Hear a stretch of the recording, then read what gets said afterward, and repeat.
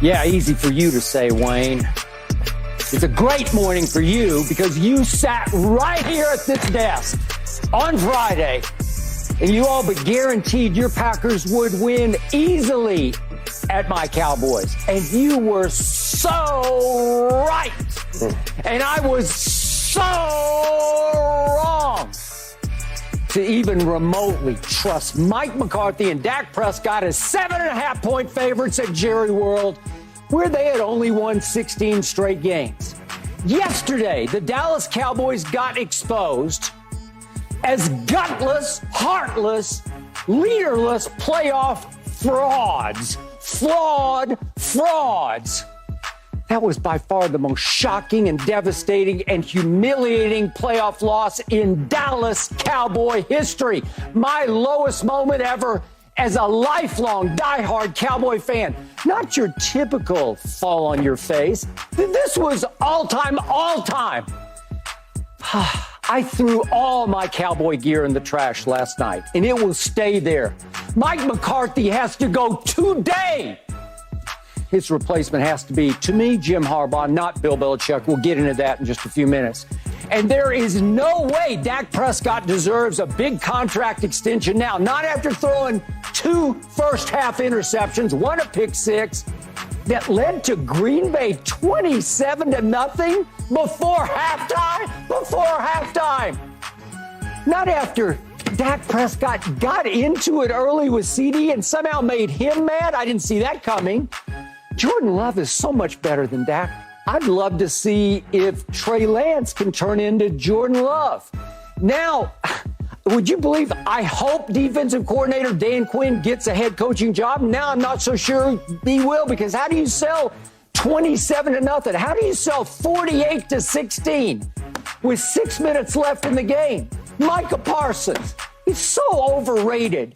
He had the worst pass rush game of his entire career yesterday. Only 1 pressure, 0 sacks, 0 tackles for loss, 1 solo tackle, and 1 assist. Are you kidding me? January 14th, 2024. A day that will live in Cowboy infamy. Okay, but enough from me. Let's see what Michael Irvin and Richard Sherman think. Michael, please, you first. Can you talk me off the ledge? What in the name of Jimmy Johnson happened to our Cowboys yesterday? Listen, this was hard. This was a hard one. This was a hard one. Even watching it, and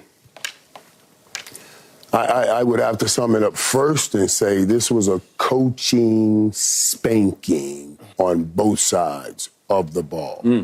I mean, Mike McCarthy took a coaching spanking.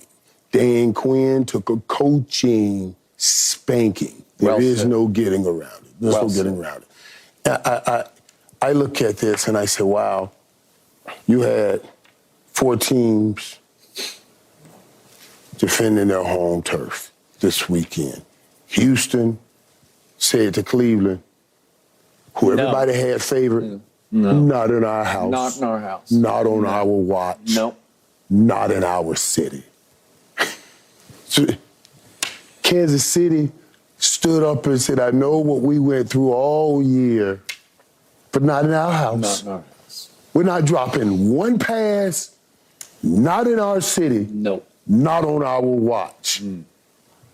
Detroit, who a lot of people had the Rams, including me, going in and beating Detroit. They said, not in our house. No. Not on our watch. Not in our city. Preach. And then Dallas, the most recognizable.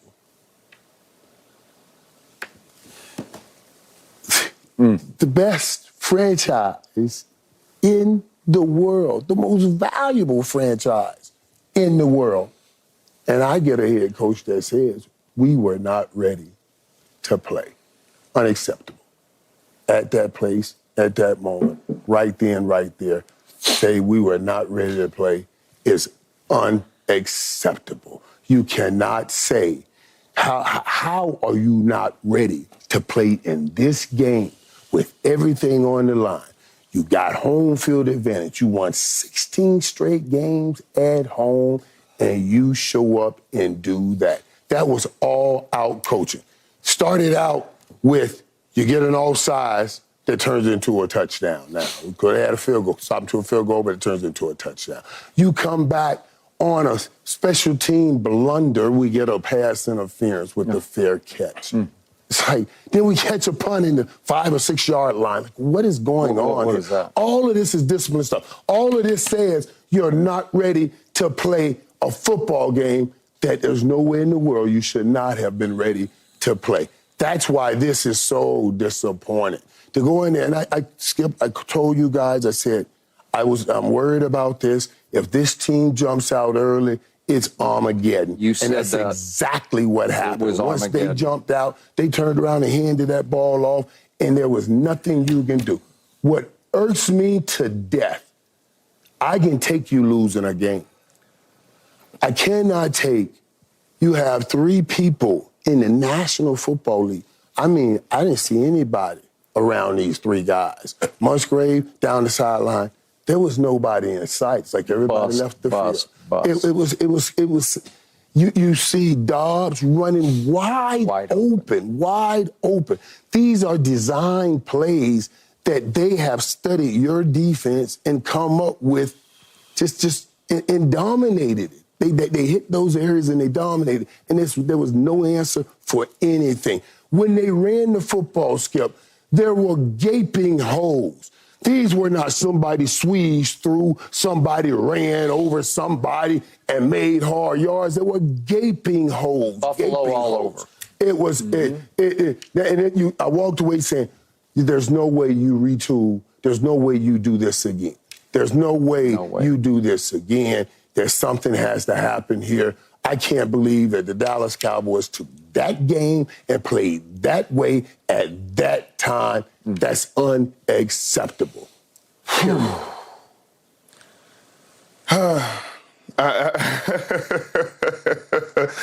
Skip, Irv, I hate to be the one. All year, I was called a hater. Cowboy hater. Sherm, you're just a hater. You just hate the Cowboys. You hate the Cowboys. And I told you I was just being realistic. I was trying to save you and your fans from this kind of disappointment, because the definition of insanity is doing the same thing over and over and over, but expecting a different result. Skip, for the last 28 years, they have done this. This team has done this. So well, until not a like team that, proves, but they've done this, but not that. Well, Skip, you asked for a historic season. You asked for a historic ending, Skip. That's what you asked for. And they gave you a historic ending. They gave you the most points ever given up in the history of this franchise. They gave you the first team in the history of the National Football League to lose to a 7th seed. So you asked for history, and that is what you what you received. And I tried to tell you, and unfortunately, this team hurts you worse than your worst enemies ever could, Skip, because they took you to the top of the mountaintop. They said, hey, at home, at least at home, we are unbeatable. We're going to convince our fans that we cannot lose at home. So if we get home games, our fans are going to have no doubt whatsoever we're going to win this game.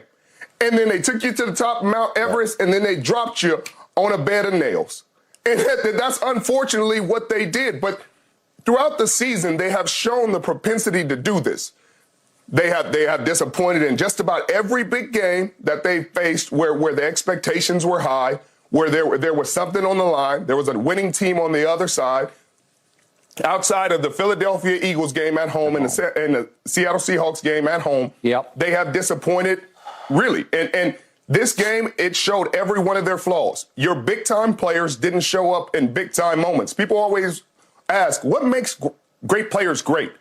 It's the playoffs. Right there. It's the playoffs, unless they don't get there. You know what I mean? Some players never get to the playoffs, so they never get to show that. But in the playoffs, that's what separates the really good players from the greats, the elites, the gold jacket wearing Michael Irvins of the world. It's when you get to the playoffs, do you show up in a big game in a big way? And your defense, if you want to be number one in the world, you're number one in those playoffs, and you make the plays that you have made all season during those moments to get your team where they need to go. And they didn't. Winners focus on winning. They consistently focus on winning. They focus on what they can do better. They focus on how their team can improve. Losers, though, they focus on winners. And throughout this season, your team has focused on the winners. They focused on the Philadelphia Eagles, who went to the Super Bowl last year. You hear Jerry Jones, Philadelphia Eagles. I'm watching the Philadelphia Eagles game against this. I sure do hope the Philadelphia Eagles. Man, I'm watching San Francisco, and I sure did like how that looked. But you're not focused on the food on your plate. No. And that's where they need to get back to. So everybody else can get the blame, but Jerry Jones is just as distracted.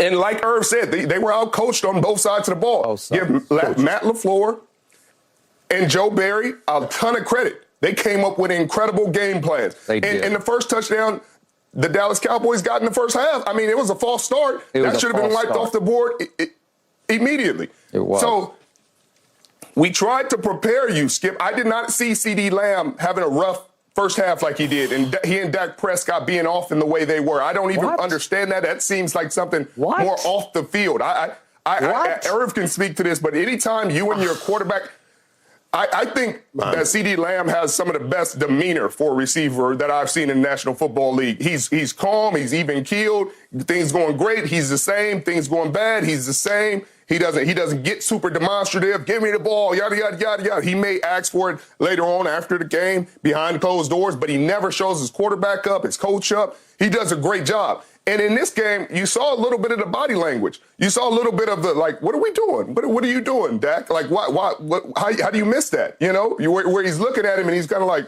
what are we doing? And I've never seen that. And then you hear Dak kind of having those conversations with him. So I hope somebody really explores that later on and it gets to the bottom of what happened there, because I didn't understand that. But the bad thing, Skip, is next year, no matter what happens, you can fire the whole staff, you can do whatever you want, you're going to get worse. Because you're losing Tyron Smith. You're losing Biotish. You got to pay CeeDee Lamb $30+ million. You got to pay Micah Parsons $30+ million. You got to have to pay Dak $50+ million. We don't want to hear it. I'm just saying.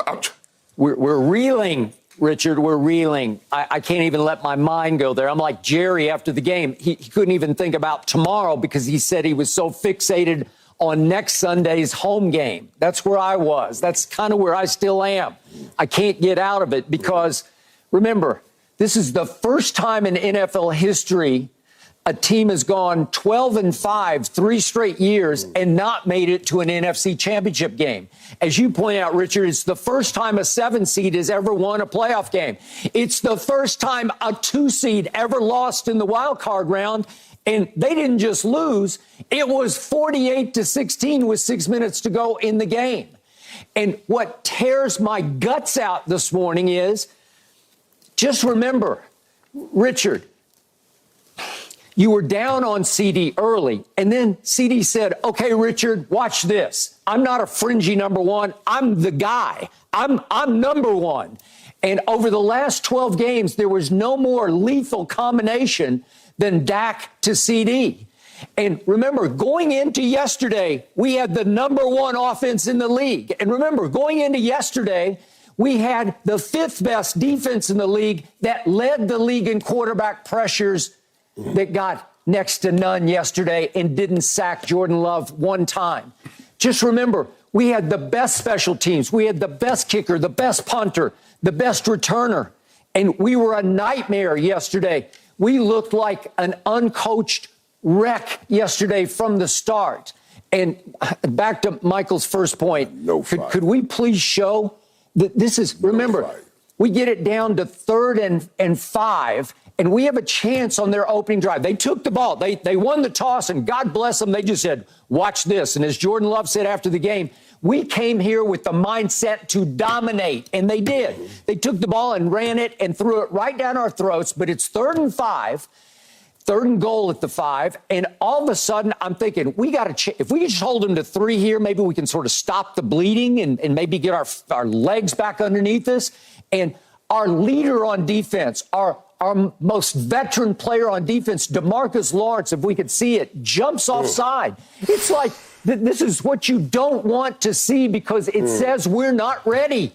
It says we're poorly coached because, remember, the Dallas Cowboys also led the league in another category, penalties. They are the most penalized team. And as Michael said, they turn it right around. And on the next punt, they go down and commit such a stupid penalty on the punt. And you're saying you're just not ready to play. Sam Williams. Yeah, right. Sam Williams. Like, Sam Williams, well, what are you doing? Okay, that's the touchdown early. And this is the false start. Here's the false start on Tyler Smith, who, by the way, was the most penalized player in all of college football his last year at Tulsa, and he has been a mistake maker. But he's a great player, Michael. He made first-team All-Pro, voted by the players. So did Zach Martin. And where were they? I don't know. Right. I don't know. Right, but listen, I can take some of Tyler holding because I like how Tyler plays. It's all them other jokers that making penalties that ain't making All-Pro. You see what I'm saying? Yeah. I'll take it All-Pro and his penalties because he's All-Pro. But them other jokers, come on, man. And my whole thing, Sherm, is how at this moment do you show up at that game in that mentality, with that mentality? CeeDee Lamb has been everything to this offense. When they took him out, they're like they had nowhere to go. No understanding of what to do. And if more people are on CeeDee Lamb, which it was, somebody else should be open. And if they can't get open, then I need a coach to scheme something to help them get open. And none of that happened. None of that happened. So it's not, you came in, you were not ready. You couldn't make any adjustments to get you going.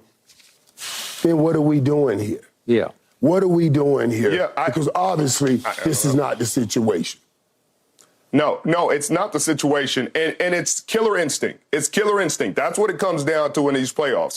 The Green Bay Packers were so young and so oblivious to the situation that everything is just routine for them. I'm sure LaFleur talked to him like that. He got his young guys hyped up. He said, hey, it's just another game. Go out there and do what you've done all season. Catch the ball. We'll get you open passes defensively. Let's get some stops. Jair Alexander fought to play in this game, made huge plays. Darnell Savage, they saw how predictable this Texas Coast offense is. Right. It's incredibly predictable. And I knew that in the playoffs, it would bite you in the butt. How many times have you seen CeeDee Lamb line up in the slot? It's a 3-by-1 formation, and they run all slants on 2nd and 2, 3rd and 2, 3rd and 3, 3rd and 4. It's the same plays over and over out of the same position, same formation, and you get away with it during the regular season. But in the playoffs, when coaches got nothing else to study but your tape and what you do, you have to find another way to beat them. You have to find creative ways to get to the things you love to do. You can't do them in the same routine ways. And if you can, then that just shows how dominant you are. Because some teams can. Some teams know what you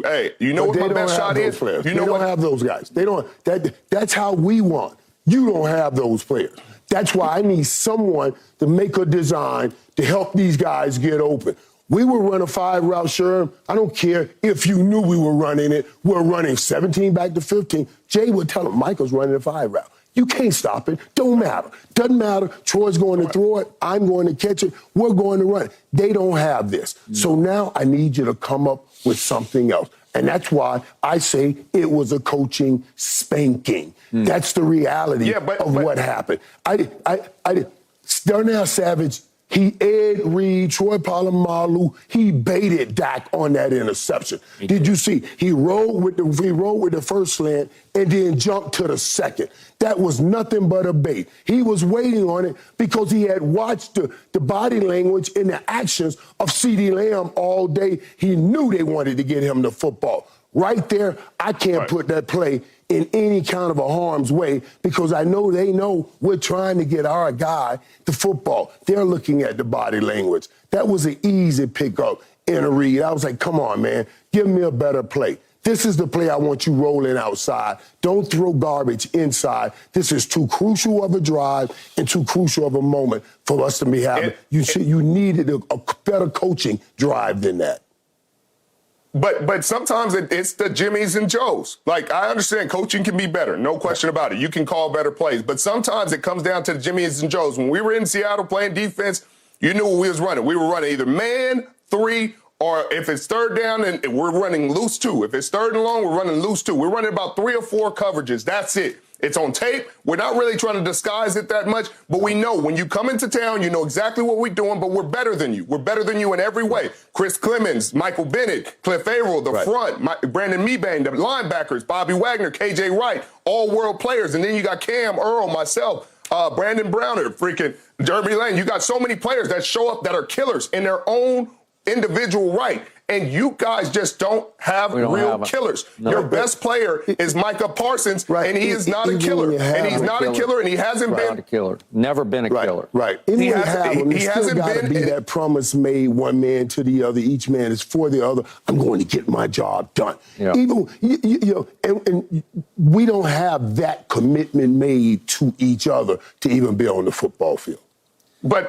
But I keep hearing comparisons to LT from everybody. Pat this kid on the back, and he deserved a lot of it. First team All-Pro, first 2 years. Yep. But in these big moments, against San Francisco last year, this year, first round, you didn't even get to the divisional. I didn't even get to do my dance and say divisional and done. No, now didn't. I got to come up with a whole nother song with Wayne. Yeah. One and done, and done, and all this other stuff. Like I was supposed to be in studio when y'all lost. Yeah, Richard. Even you thought we would win that game yesterday. You told us so all year, be careful, but you thought we'd beat Green Bay because I'm pretty sure you picked Dallas to beat Green Bay, right? Yeah, I said the same thing Irv said. If they get ahead on you earlier, and I said the same thing on my podcast, that's their only chance. If they get ahead early and they plant the seed of doubt in your head, then you know Dak Prescott has only been put out of the playoffs by a couple teams. And one of them is the Green Bay Packers and Aaron Rodgers. The other is the San Francisco 49ers. So I knew if they got ahead early, they would plant that seed of doubt and have your boys panicking and potentially have a chance to walk away with the win. I did not see them blowing you out. I thought you guys would show up in a bigger way. But who saw that? I couldn't have saw maybe that. Jordan Love. I don't know, right? Just remember, this was the all-time case of America's team turning into America's tease, as in teasing us, taking us right to the brink where it looked like it was meant to be. Michael and I kept saying, the Jimmy curse is broken. I don't know, maybe there's a Jerry curse. I don't know.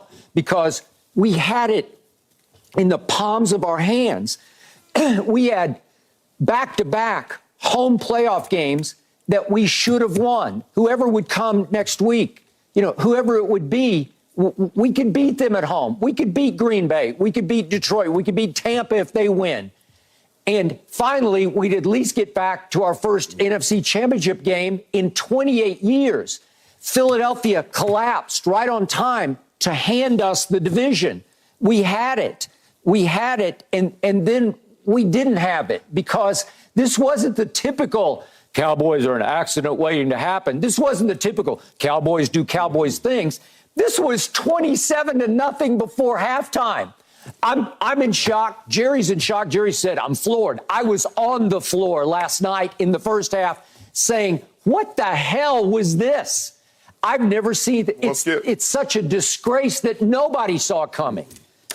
Go ahead. Skip, that trash can at your house in your kitchen played better defense on you than your defense did on the Green Bay Packers, Skip. It at least got a few stops. That was one take last night, and I did not miss. I fired every piece of my Cowboy paraphernalia. I didn't miss, and it's only about this big around. And I just went swish, swish, swish, because I was on fire about how they weren't on fire. Okay. Well, poor Ernestine. Poor Ernestine. Yeah, she did it. She did it again. Way to go. She's a trooper. That's it, man. Okay. This is what we got to get to next. If, in fact, Mike McCarthy is gone, Jerry Jones should hire ... Who? No mercy. No mercy. No mercy. Do you love TV? Do you love saving money? Then Philo is your solution. Philo has shows, movies, and live TV for just $25 a month. You can even try it for free with their 7-day free trial. No contracts, no commitments, no hassles, just a better way to watch TV. Philo has an unlimited DVR for 1 year. Save all your favorite shows so you can watch on your own schedule. Philo allows for multiple profiles and multiple streams. Never fight over who gets to pick what to watch. Never miss a minute of shows like The Challenge or movies like Kill Bill or Mr. and Mrs. Smith. If you can't get enough TV, then there's no better way to watch. Philo has more than 70 channels like BET, MTV, and AMC. Watch from your phone, laptop, tablet, or TV. Try it yourself with their 7-day free trial. Sign up today at philo.tv/undisputed. That's PHILO.tv/undisputed to get 50% off your first month. Won't back down. Today, of course, is MLK Day. Michael Irvin, your thoughts, please, on what this day means to you. Well, okay, first, and I appreciate us giving us a chance to even speak on this. I mean, what Martin Luther King meant was to all of us, it's everything. We all know what he stood for and how he went about his business. One of the things I've always appreciated was that he said, we can do this with peace. We can do this and come together and do it with peace. We had other people doing it by other means or any means necessary, but I thought this was always interesting. Because with peace, it takes away some of the thoughts of savagery, and that's what people thought of us.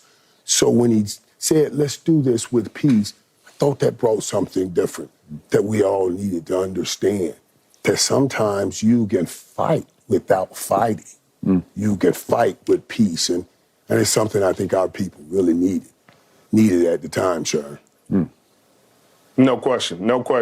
Everything that he stood for, everything that he fought for, everything that he sacrificed helped get our people, black people, to where we are to this day. It helped people recognize the problems with the society, and he did it in a peaceful way. He did it in a way that really, I think, spoke to everyone that, hey, this needs to change.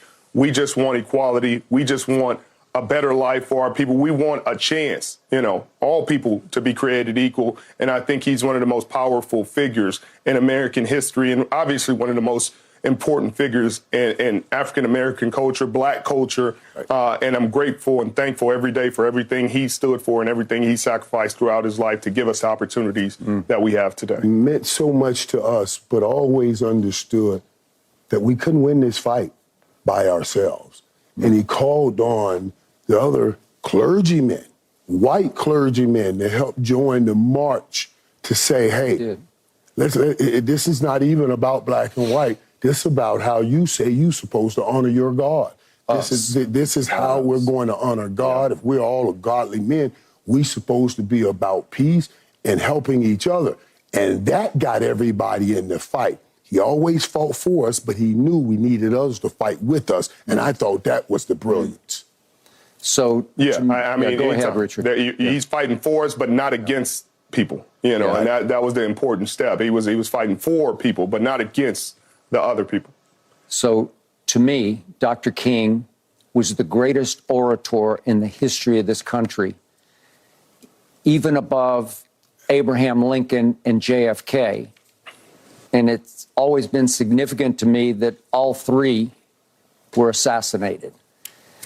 And just me, my 2 cents from a distance, I love it that we all can celebrate MLK Day because we all can celebrate the strength that the black community has given to all of us over the years, the backbone that the black community has provided for what is the greatest country in the world, even today. God bless Dr. King on this day. So thankful.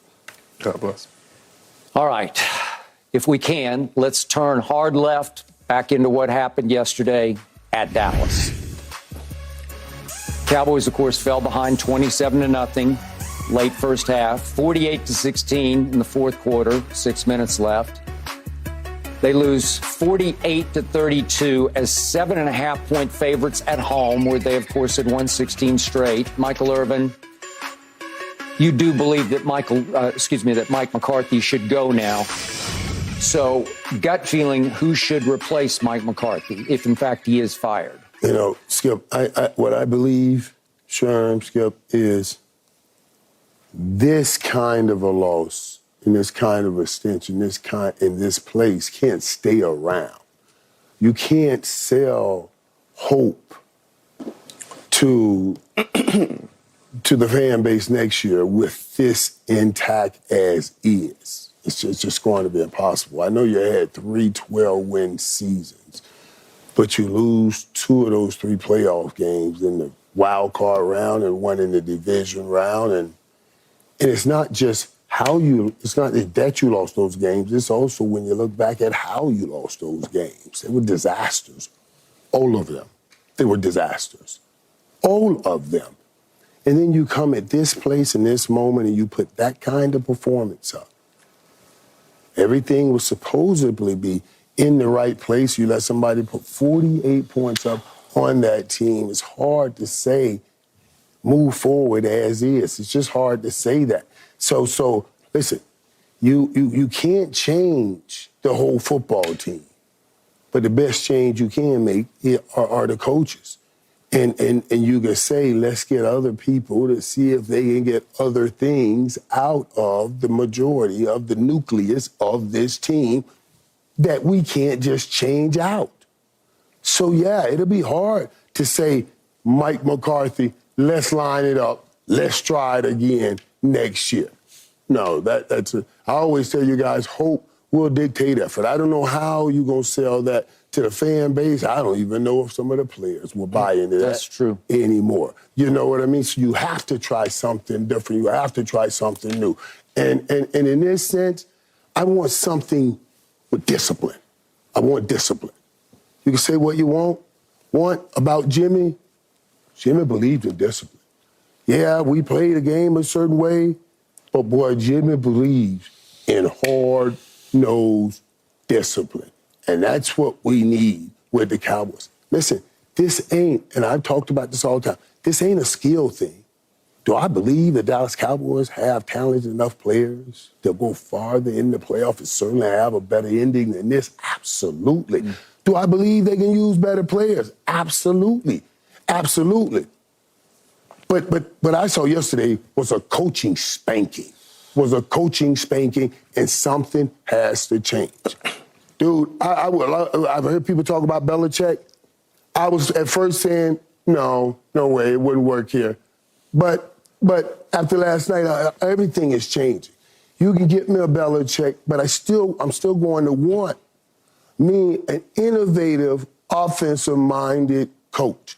I'm jealous.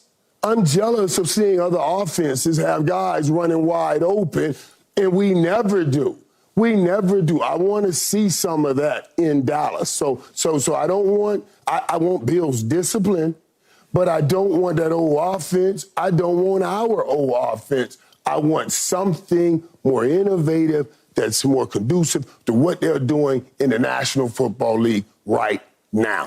And yes, we need a better defense. So once you move that first chair, you got to sweep the house. There's no moving somebody from that defensive coordinator chair to the head coaching chair because the defensive coordinator, that whole job was done so badly, everybody has to get swept. And you bring in somebody that gives me some great discipline and an innovative mind on the offensive side, and let's lock it on and go get it next year. But you got to make some kind of changes. I think this is probably Mike McCarthy's last game as Dallas Cowboy head coach. I'm sure he'll get another opportunity. The way the league goes, everything is cyclical. He's second in the last 3 years in wins to only Andy Reid. The only difference is Andy Reid was holding a trophy up last year. And you expect to be holding a trophy up. You get 36 wins in the last 3 years. Andy Reid had 37. And everybody talks about how great he was, and we're talking about sitting here talking about firing McCarthy, and rightfully so after the performance last night. But I really don't know where you go to replace him, because I don't think you can go anywhere and take steps forward. Everywhere you go and everywhere in my mind, I go, and you hire somebody else. You take steps back. You had the number one offense. You had a top 5 defense. At some point, you got to say, well, maybe these players, maybe we're giving them too much credit for how good this team is, and you need to start looking at the inner workings, because bringing Bill Belichick in, what does that solve? I mean, when is the last time you've seen offensive innovation from Bill Belichick coached offense? You saw one of the greatest quarterback of all time in Tom Brady, but once he was gone, you don't see anything resembling an innovative offense. You see a bunch of pedestrian offenses. They're ranked 15th, middle of the pack, bottom of the pack this year, and you see them not doing well. Now, you see schematically, defensively, they come up with some really great game plans and stop some really great offenses and hold them to nothing, regardless of what the talent looks like on Belichick's side of the football. But I don't know if bringing him in is going to change this franchise and take you where you want to go. Unless Tom Brady's coming with him, I don't see that changing anything. And Skip, you've made this point a number of times. So I think I hear your point with discipline, but discipline isn't the same as it used to be, Irv. He's not going to be able to sit there and tell these guys, hey, my way or the highway, because there's certain guys on this team, no matter what your way is, they're not seeing the highway. You'll see the highway before they do. Micah Parsons is one of them. CeeDee Lamb is one of them. And Dak Prescott, I believe, is one of them. Because if you get rid of Dak Prescott, you take a bunch of steps back. You're not getting better in free agency. You're not going to find a better quarterback in free agency, and you don't have the. We'll talk about all of that. We'll talk about it, but we're not getting rid of Dak. What I want is what he has, what Bill Belichick has on defense. You can say a lot about it, and you just mentioned it. A lot of times his team is not the most talented, but he still stops teams. He was innovative on the defensive side, like we're seeing these young guys that are very innovative on the offensive side. That was how Bill Belichick made his mark. He's still a brilliant defensive coach, I would Frankenstein my staff. That means I'm going to put it together. You know what I mean? I want to take a Bill Belichick and put him with Al Harris, but I want to go find me an offensive mind. If I give Bill Belichick's defense a number one offense, dude, I got a chance at something. That's all I'm saying. What Bill Belichick has had since Tom has left is not a good offense, but he's always put up a pretty good defense. That's all I'm saying. Yeah, but you can't trust Bill Belichick, the GM. And is Jerry going to let him run the show? Because Bill Belichick, the GM, put Matt Patricia as his offensive coordinator. You want to walk into a situation where he potentially puts a defensive coordinator, an offensive coordinator, and says, Dak, go to work and experiments with the Dallas Cowboys. That would be an inherent disaster. And that's why I'm not sure that would work out. Now, if you go with a Ben Johnson, who's having a great run, Bobby Slowick, these are the innovative minds that you're talking about. But I don't know if they're going to bring the discipline. And I don't want more of what I got right now. And that's the whole thing. So if I can't Frankenstein it, then that don't work. Now, I know people talking Jim Harbaugh. I don't know if Jim Harbaugh probably already signed or got something worked out already with the Chargers, to be honest with you. And this is coming in late, so I don't know if that'll be available. But I need more discipline on a defense. I can't have those gaping holes being run through like that. Okay. I'm a big Harbaugh fan, always have been. There's no way you can criticize what he's done in pro or college football, because he was those 3 straight years in San Francisco of 3 straight NFC championship games. Richard observed it up close and personal. They broke through once, lost on a last-second play. I thought it was pass interference on Crabtree thrown by Colin Kaepernick into the end zone against his older brother John. Came very close, and then just won the national championship. Boy, we could do a lot worse than Jim Harbaugh, and I do believe he would bring that discipline that you're talking about, because he's a tough guy. But Jerry Jones is a tough guy to work for, and I just don't know if Jim would want to accept how you have to play off Jerry Jones. He tried it, Michael, as you recall. He ceded control to Bill Parcells for a little while until Jerry finally said, I got to go get me T.O. I need to sell some more tickets here. Get your popcorn ready. And that was the beginning of the end between Jerry and Bill Parcells. Jerry would have to cede some more control to Jim. Obviously, the cupboard is not bare in Dallas. Money might talk. If Jerry wanted to open the coffers, he could pay Jim Harbaugh whatever he wanted to pay. Now, let me tell you what would scare me about Bill Belichick. There was a great piece that was posted yesterday on ESPN.com about just how ugly it got inside the Patriots over the last 5 years, that Belichick was the one who told Kraft that Tom Brady in 2019 just can't play anymore. He's done. We got to get rid of him. And Kraft bought it. And, of course, Kraft is quoted in there through an anonymous quote as saying, and he goes and wins the effing Super Bowl in Tampa. So that was the beginning of the end there. And it got so bad they barely spoke to each other, Kraft and Belichick. And then it quoted in sources about the Krafts, Robert and Jonathan, would refer sarcastically to Belichick as the great intelligent man, all sarcastic. It fell so far apart and it got so bad that, remember, Bill Belichick over the last 4 years without Brady went 29-38. Without Brady overall in his head coaching career, he's 64-85. And if you look at this, he got to one playoff game over the last 4 years. And what happened in that one playoff game, speaking of discipline, they got blown out the way Dallas got blown out yesterday. This happened to be at Buffalo, but it was 47-17. And Buffalo played the perfect game because it never punted and it scored on every single possession of the game, 47-17. Are we sure that Belichick would fix what ails Dallas? I don't know, Michael. I see if he would come and agree to be the defensive coordinator of the Cowboys, we might have something, but I don't think he's going to agree to do that.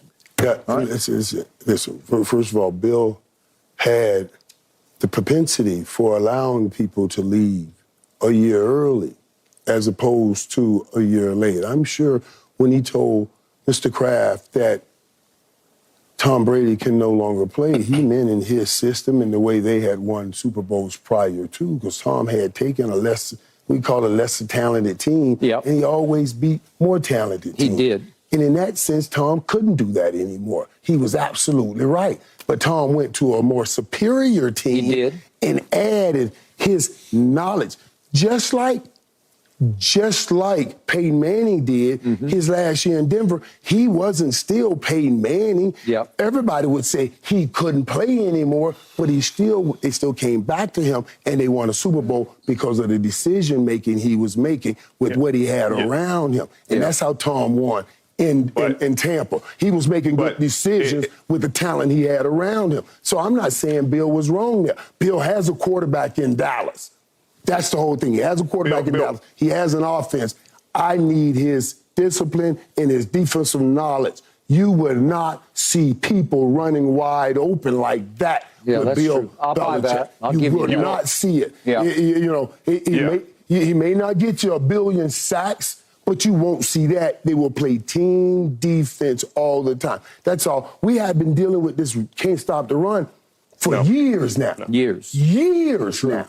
Years, and that has to end this year. Yeah. No, but I mean, this was the ego of Bill Belichick saying, "Hey, it's not Tom, it's me. You can get rid of Tom, and we can still have success." It wasn't Bill, it was Tom, and they realized that, and that's why they're departing from him now, because they thought, "Oh, okay, yeah, it's you, Bill. So we can get rid of Tom, and we can just run it with a guy that looks like Tom or plays similar to Tom, and we'll be fine." They realized they cannot do that. So this is, again, the genius of Bill Belichick that they're talking about, where you're sitting there saying, "Hey, yeah, it's me. Don't worry about it, Kraft. Get rid of him. I got this. I'm going to right the ship," and the ship's not righted. All right. So all I know for sure is Jerry Jones, enough of Mike McCarthy. Got to go now.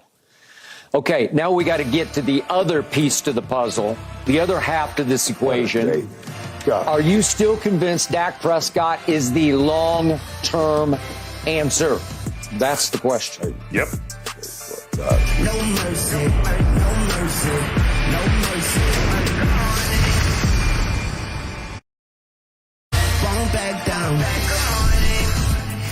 Okay, it's your turn, and I am dreading it this time. Hashtag Undisputed Live. Here we go. First tweet. Time for Undisputed. Meltdown in 3, 2, 1 for Skip and Michael. Oh, look at them go grab Get popcorn and your just ready. enjoy it. That's exactly what just happened. Popcorn ready. Yeah, Ooh, you got us. 100%. You got us. I was hurt. All right. Next tweet from Mr. Parker. Richard Sherman at 9:33 Eastern Time on Undisputed. That brother just got his teeth cleaned right there, boy. He making Got sure his teeth clean. I was cheesing out. I just want to tell them the truth. They can't handle the truth. Yeah, we got our teeth cleaned by the Packers. Right. That's pretty cool right there. And finally from Al Mata, no Mason crossbar, no Dez catch robbery, just a straight butt kicking. With a picture of Michael and I in the commercial we made at the funeral. And yesterday we both went to our own Cowboy funeral. And we're still there. Yeah. That was. Yeah, I even wore your Cowboys colors today. I did for the occasion to make sure. Right. I'm in all black. I'm at my own funeral attending it. Okay. Back to what happened.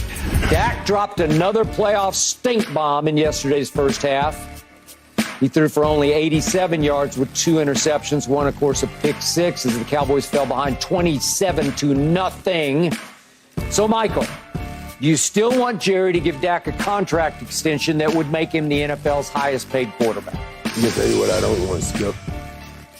I want us to retool and get back in the fight. I don't want us to be looking for a quarterback and get knocked all the way out the fight. And you can't go out and say, you're going to be a great quarterback, you're going to be a great quarterback, or you're going to be a great quarterback. Let's take one of them. You have to develop that quarterback. You have to make sure that quarterback knows how to lead your team. I'm not ready to go back into the abyss of chasing down and trying to find quarterbacks. I know what that was like prior to us getting Tony Romo. You remember all of those Quincy Carters and Drew, all those guys we brought in. Yep. We will not get back into that race. Mm-hmm. So you have a solid quarterback until you can give me something great. We have a quarterback that was in the MVP conversation this year. I'm not getting rid of that quarterback that was in the MVP conversation this year, along with that number 88 and the relationship they have and the union they have, the vibe and the connection they have on the football field. I got to get someone in here that can bring the best out of everybody on that offense and bring an offense that can help everybody. CeeDee Lamb can get open no matter what when you give him one-on-one opportunities. But other people need help being open. Dak Prescott may need help seeing things. That's what I love about what Shanahan and the Sean McVays and all of these guys do with their quarterback. They help them. They give them easy stuff added on that they can have plays where people are running wide open. I want that for Dak Prescott before I say, let me get rid of Dak Prescott and go back in that abyss of a hellhole looking for a quarterback, Sherm. Okay, but Michael, you want to go ahead and sign him for 4 more years, this right? This is the market. Okay. This is the market. Got to. This is the market. This is what it is. And every time you wait, it's only going north. It will never go south. It's not going, that number's not going south because the owners aren't going to let their money go north. Therefore, by proxy, the quarterback money will only go north. You understand? Right. So we're not going to go back down to 45, back down to 40, back down. No. Dak Prescott, you sign him. Somebody's going to jump him next year and then jump somebody else or jump that person. But we need a quarterback or we're out the game totally. Yes, I'm signing Dak Prescott. See, when your quarterback's playing well all season, Skip, and you're hooping and hollering, you're sitting there talking about how he threw 3-4 touchdowns and walked the ball down the field against the Philadelphia Eagles. You never think about these moments when it's going to come bite you in the butt. Because it's going to bite you in the butt because he led the league in touchdown passes. He was top 5 in a number of categories. He was a top 5 quarterback all regular season for all intents and purposes, and he played played great. He did not play well in the playoffs. Gotcha.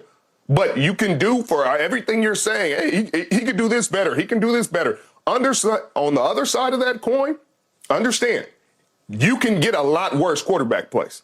You can get a lot worse. You can never be in this position. You can be under 500 as a team. You can do worse than the quarterback that led the league in touchdown passes, Skip.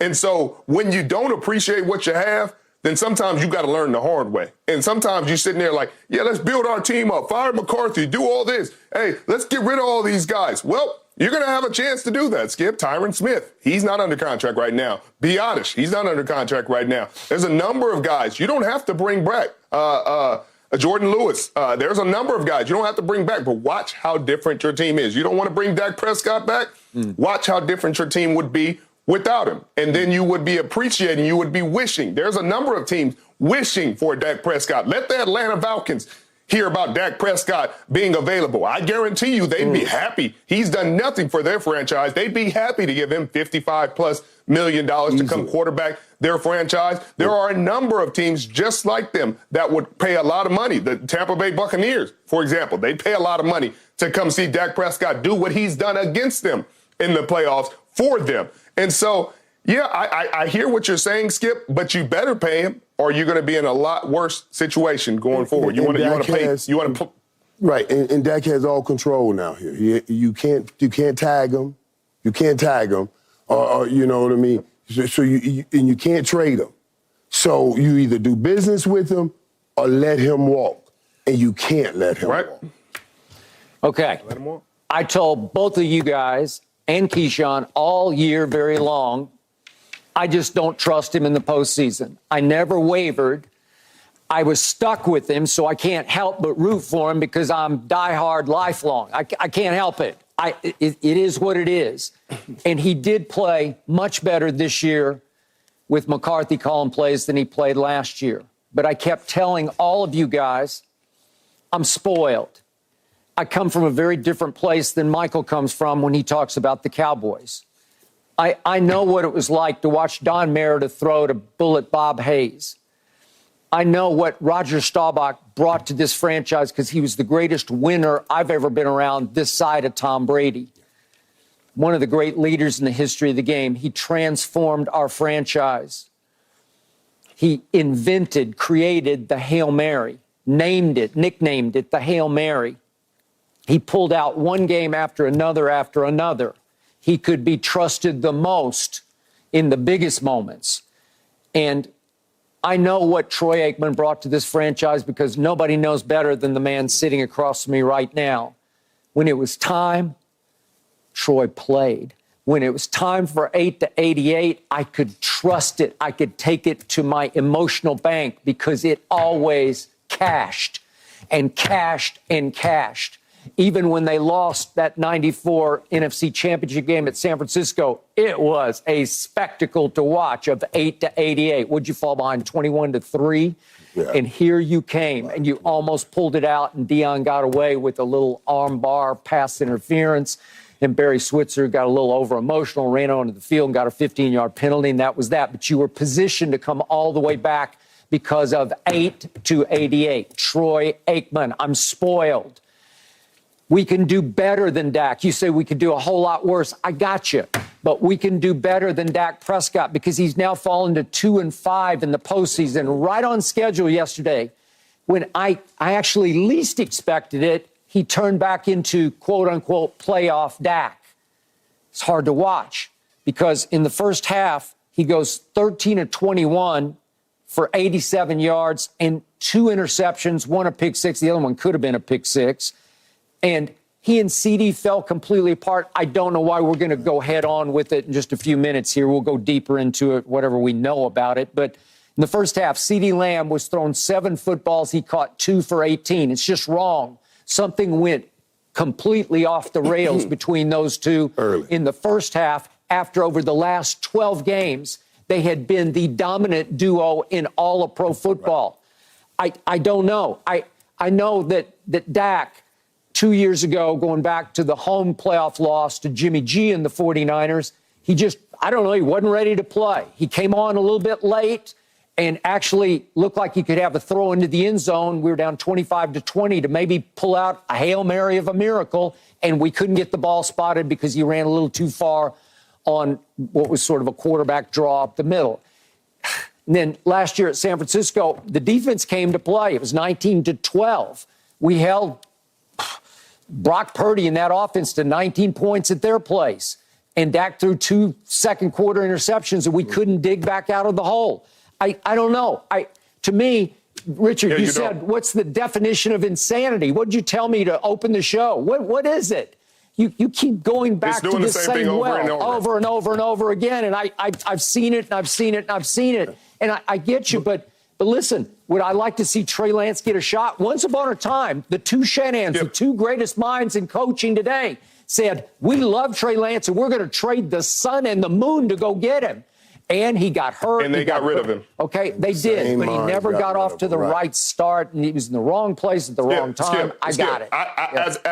As a guy who would love to see this, just to sit on this show and laugh in your face, put Trey Lance in and develop him and do that and put your franchise on Trey Lance.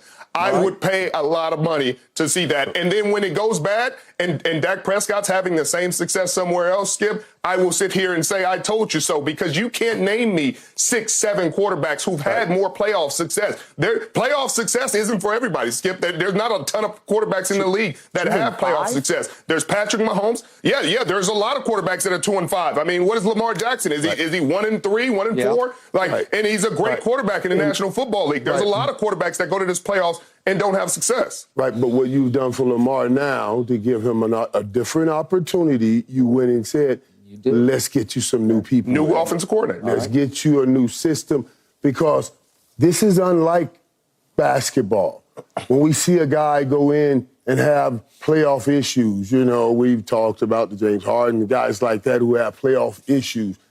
You can't go in and protect those guys in the NBA. You have to shoot and make that shot. Ain't nothing we can do to hide that, nothing we can do to try to work around that. But I can get the right offensive guy to help Dak Prescott in playoff games. Okay.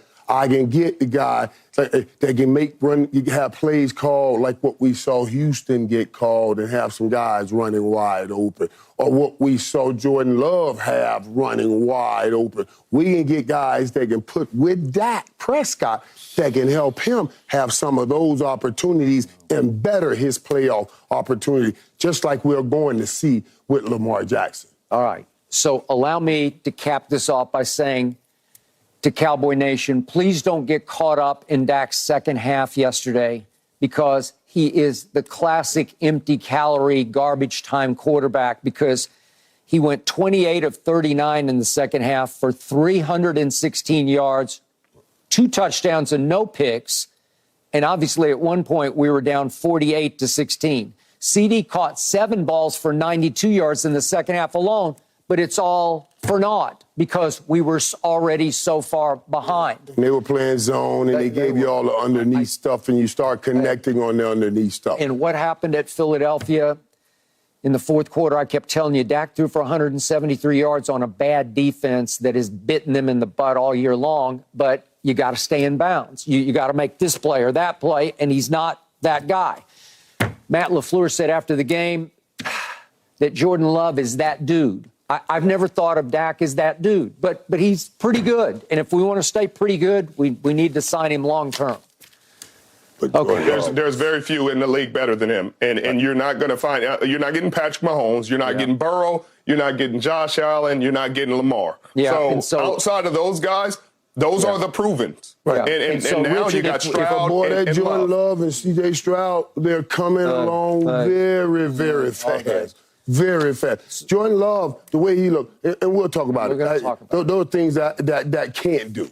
There are things I saw Jordan Love do that. So, Richard, if we sign Dak, give him the most money in the league for the next 4 years, then we're stuck with you laughing at us when it really matters. You'll be laughing and laughing. Thank you.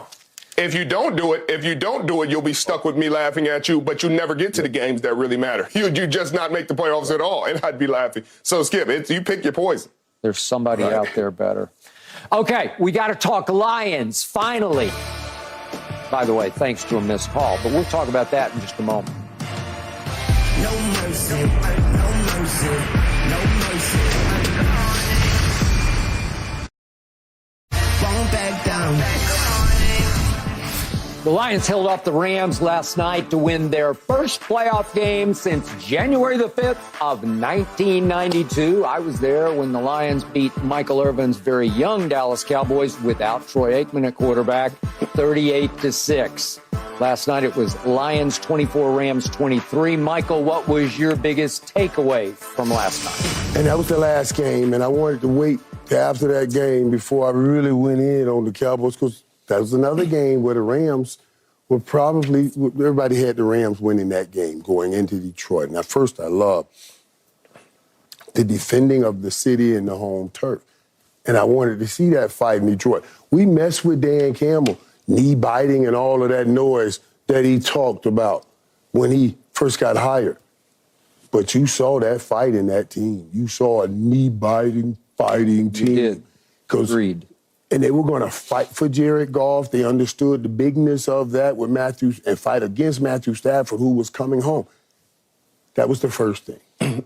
Before I can talk about what I saw in the skill, I enjoyed watching that great will, since we don't have it, in Dallas, in that team. And, I mean, they executed. What I found was interesting was neither team ran the ball great. So this game came down to a Jared Goff and a Matthew Stafford. And Stafford was throwing some balls. Hey. He was making some incredible throws, man. He was making some incredible throws. But Jared Goff and that team stayed right in there. And they fought, and they won that game. You saw the enormity and what that game meant to that whole football team. They played that game in that city. When I watched Houston the day before, right? We all thought Cleveland going to Houston and maybe that team was too young. When I watched Houston, I said, I can't make that mistake tomorrow. Now you see what that whole game meant to all of those guys on that team. They had come together and said, we're going to restore Houston. They restored Houston. They made a commitment one to another. They each was going to be for the other, and we were restored, and they did it. I saw that in Detroit.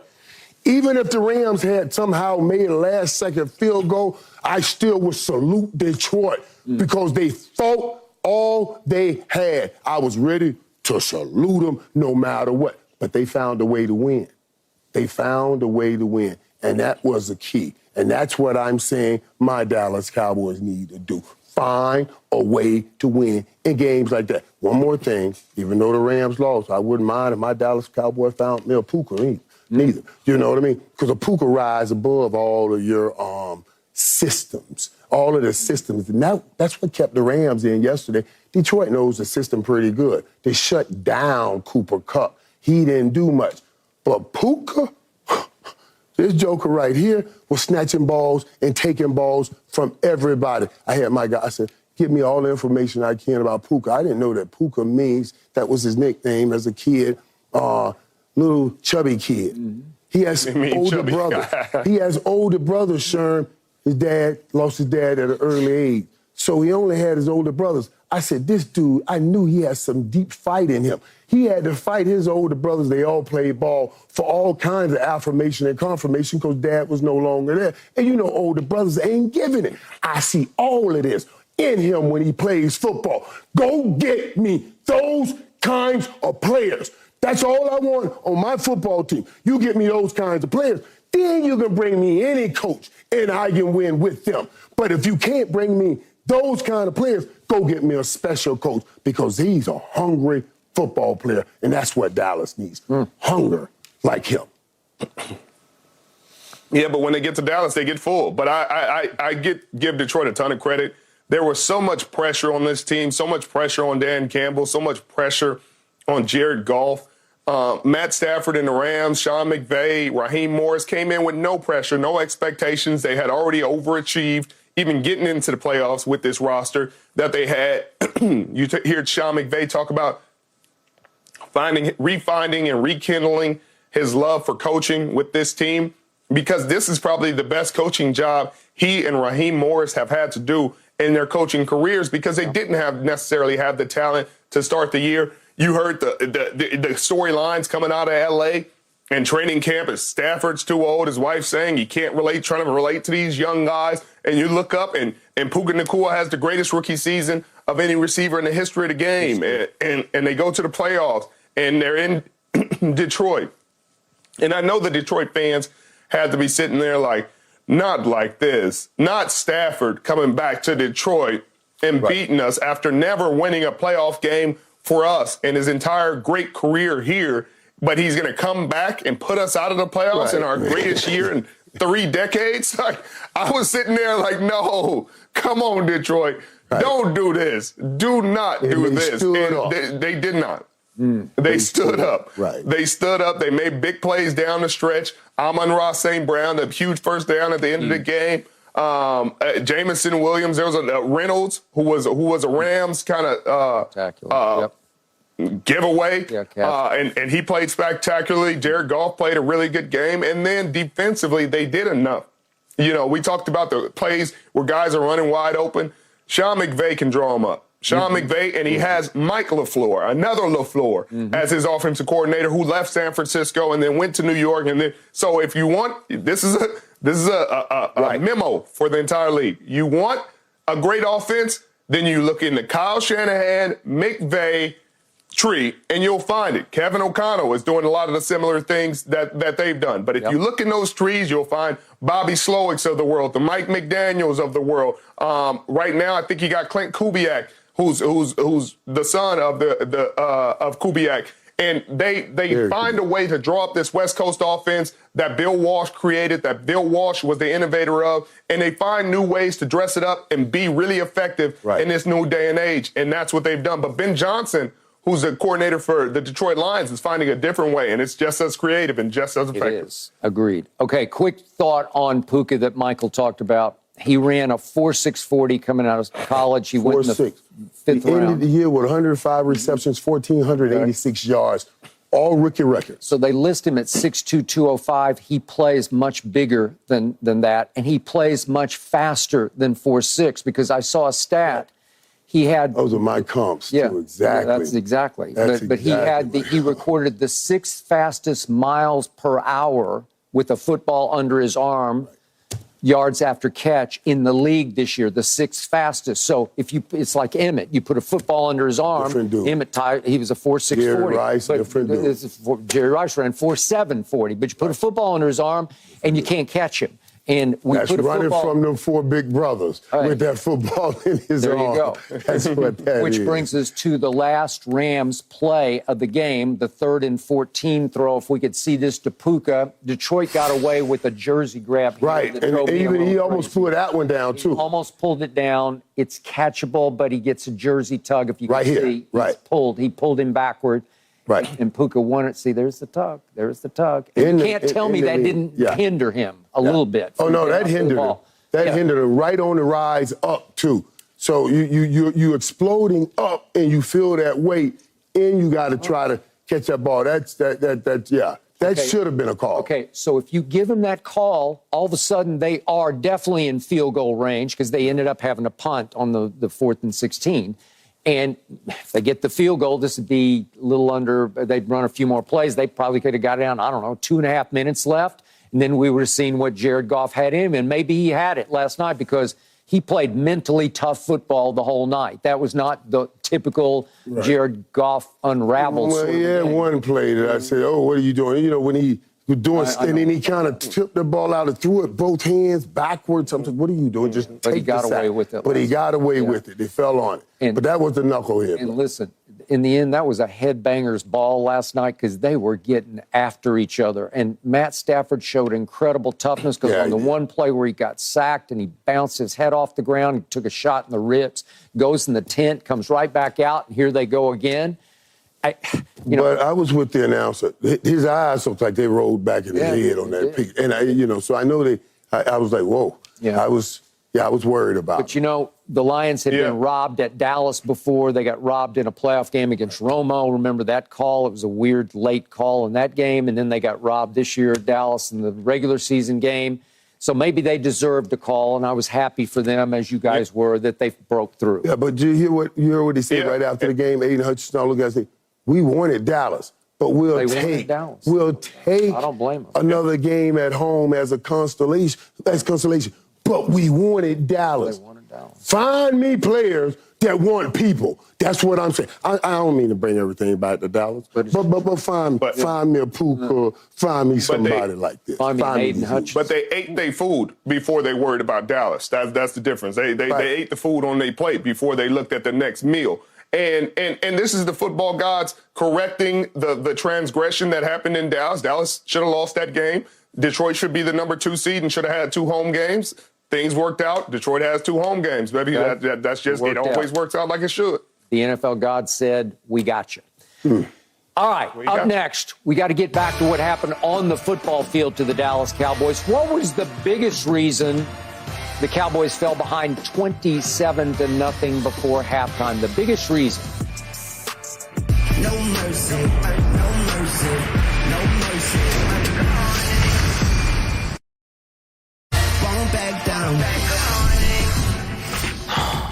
I have never in my life been more shocked by the outcome of a Dallas Cowboy playoff game than I was by yesterday's.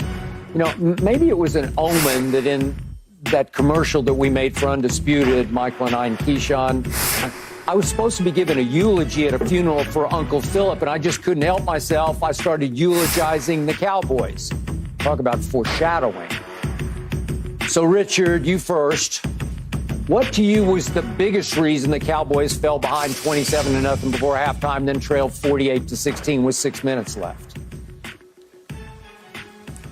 The Green Bay Packers, Jordan Love, their defense, Joe Barry, Darnell Savage, Jair Alexander. It was them. It was them. You got to give them credit. I'm not going to sit here and just blame Dallas and say, well, they didn't show up. So give credit to the other team. Who came prepared with the plan? Matt LaFleur and that offense. They came with a great plan. They showed up. Romeo Dobbs, who Keyshawn was ecstatic, wondering when was he going to show up. Well, he showed up at the right time, at the right place. Aaron Jones, who you knew is a Cowboy killer. Aaron Jones showed up in a big way early and often. He had 3 touchdowns in the game. They ran the ball down your throat. That was a weakness. You talked about your 3-headed monster at safety. They were nowhere to be found anywhere in this game. They ran the ball whenever they wanted, however they wanted, the entire game. So the reason why you went down so fast, this team came into the game with something on their mind. They played with the sense of urgency that you need to see in a playoff team that you usually don't see in a young playoff team. That's why you kind of talk about young teams and experience and all this. But what you'll find out is usually the most experienced teams these days, statistically, right now, are losing. They've lost more games than they've won in the playoffs. So that isn't as big of a factor. These guys came in and said, you know what, we're going to punch them in the mouth before they punch us in the mouth. We're going to keep punching until nothing's left and they're not standing. And then they looked up at the end of the game and it was a blowout. So the reason why they were more prepared, they played better, they executed better, and they came in and said, hey, we know what it takes. It's going to be an intense battle. And they stepped in, they brought the fight to you, and you weren't ready to fight. They won the game running the football, and they have a quarterback that can make every play. Every play. It was a disaster from the beginning. And I told you. Wait a second. What is Wait. that? You're off today. You're not supposed to be here. I know he didn't walk in. I know he didn't walk. I dealt with this joke enough yesterday. You're not I can't believe you going to walk in here on your day off. Well, first of all, I had a conversation with you yesterday. It's okay. And you guys did watch the game together. Yeah, absolutely. Wait, let me tell you, these jokers right here, when the game got bad, he goes and FaceTime Sherm. And now they on the phone. I said, Joker, I'm not dealing with y'all right now. I'm in the pain of what's happening. I'll deal with this tomorrow. Michael, I told you. Man, it was my off day, Skip, because obviously what today is. Yes. And Dr. King we and all Coretta Scott King respected and appreciated that. Fought for that, but they'll forgive me for taking the time to come in here. Help yourself. I could not help myself, and I told Michael this yesterday. And I could not sit back and watch Sherm get all of. So I couldn't just watch Sherm. I couldn't watch you take it all. I had to come in and digest some of it from you to be able to speak to my compadres, Mr. Bayless and Mr. Irvin. Yeah. So, watching that game yesterday and texting you when you wouldn't text me back, but that's okay. Well, I don't do it. I don't do it. I don't return. I got 9 million texts during the game, but I didn't return a But I one. should be at the top of the text chain. I That's texted okay. you when it was over. Yes, I you did.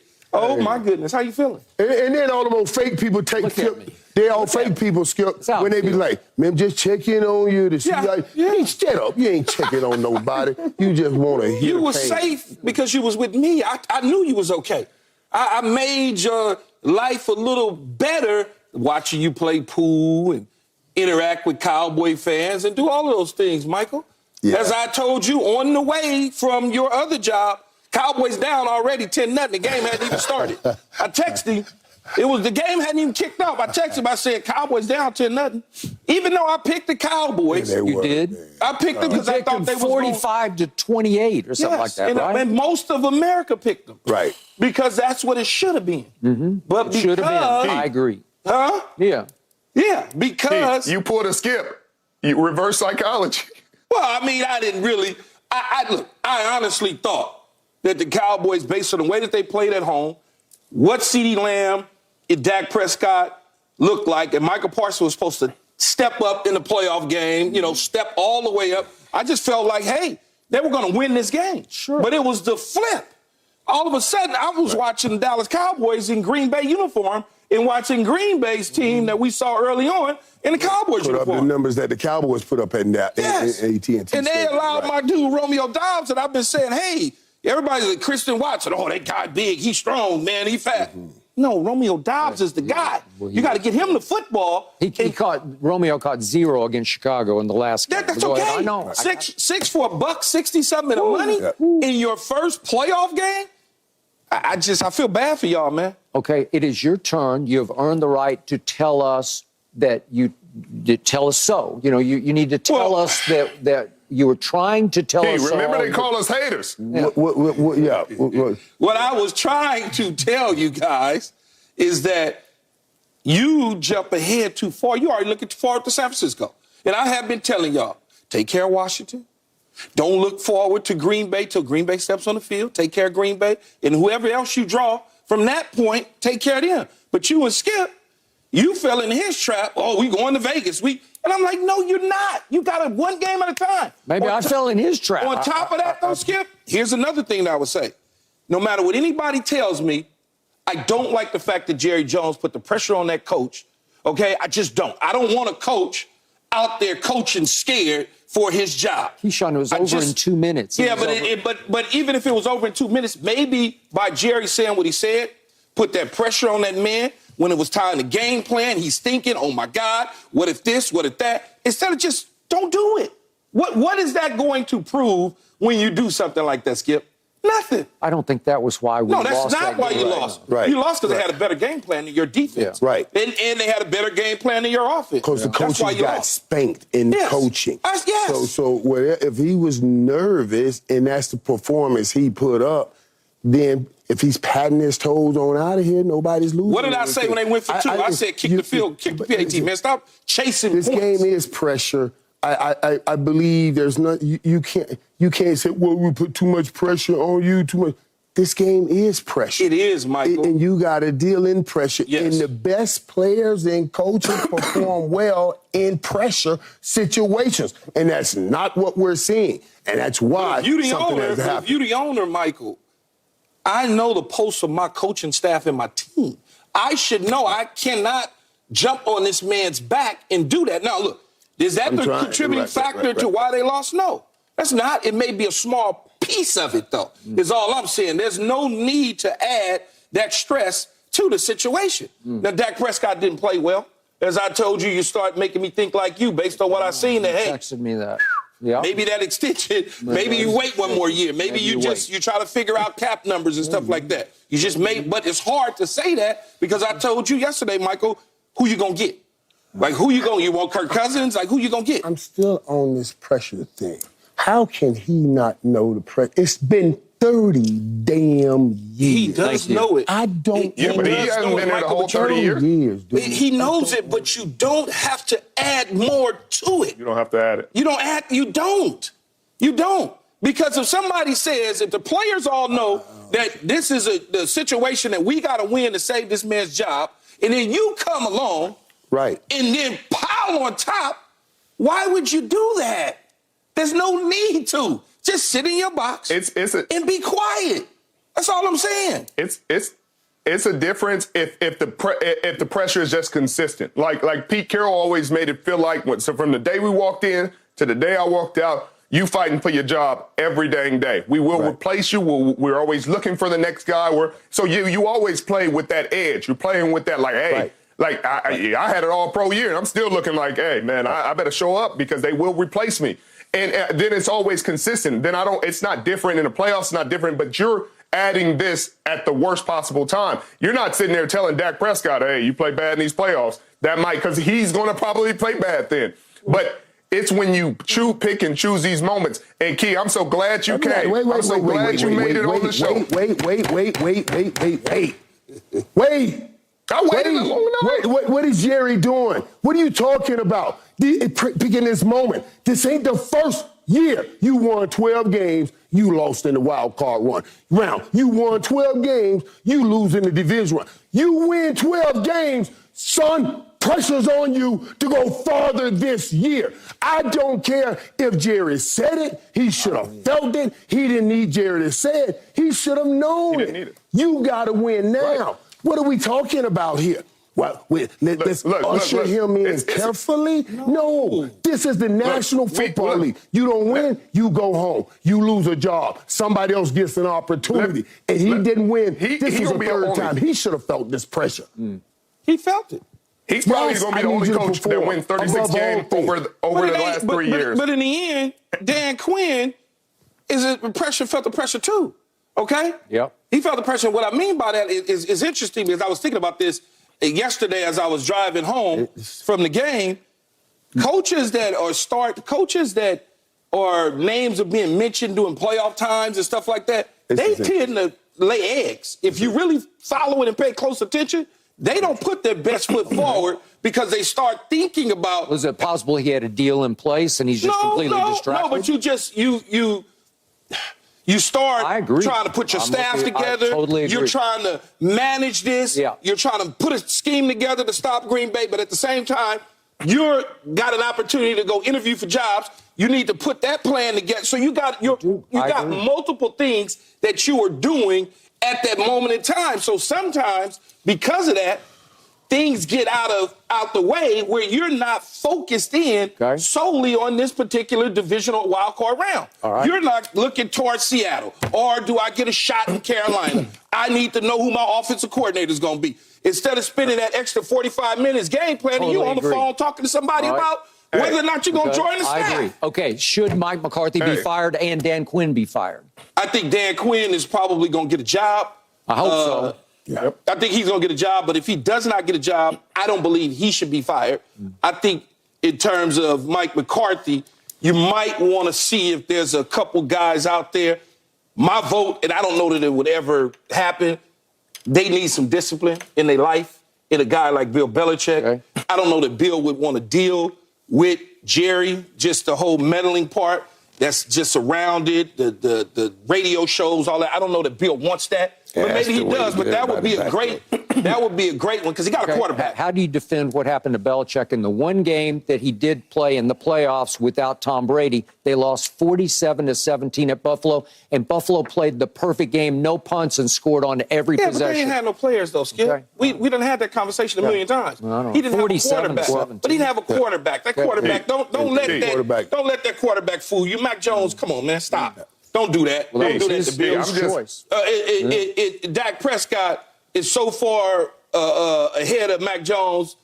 Anybody that comes into Dallas and get that quarterback, they got one. Okay. He's just got to clean up some stuff. I want you guys to know, before we get out of here, that this is a perpetual setup for failure. The rhetoric that you two are spewing. It's a perpetual about, Michael? Failure. We didn't play. To be talking about, well, you put too much pressure on your head coach. Any head coach that feels you put too much pressure on me, I can't perform. And a head coach, if your team is picking up the vibes that the head coach is like, That's why they played like that? Because you're telling me there was too much pressure. No, that's on not them? what I'm saying, Michael. That's not. I'm going to tell you. That's what I'm saying. It didn't make it.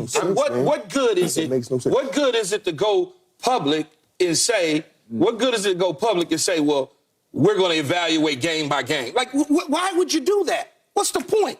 It makes no sense. Makes It zero no sense. Like it makes perfect sense. It makes perfect sense. What I'm saying is that you got this game to show me what you got, and they showed me nothing. It doesn't so need to be tells said. me we need to make some decisions. That made perfect sense. And that's probably why you're not going to win a Super Bowl for the next 30 years until you realize that you don't do things like that. You adjust. The reason why like that. Skip's sitting there talking about all the times, all the great times and these great players, freaking decades and decades and decades ago past the internet age, is because you don't adjust to the times. We are in new times with new kinds of players, with new temperaments, with new styles, with new ways of understanding and embracing the game. So you cannot use these old techniques and old habits. This is digital technology. You can't use analog techniques. And so when you're sitting here saying, hey, we're going to continue, we're going to do it the Jimmy Johnson way, or we're going to do it the Bill Parcells way. That's not the way. Those aren't the ways that are winning Super Bowls right now. Andy Reid needs to be studied because he's winning Super Bowls. Who else? Sean McVay has won a Super Bowl. Kyle Shanahan has been to 2 of them. Like it's been different guys going to these Super Bowls. Sirianni's been the one. You got to find a way to be in that space. And Key, I'm glad you showed up because we get to sit here. Do you think that Kyle Shanahan, you think he folds under pressure? You think he's worried about what other people are saying? Lynch would never say that. I know Jed York.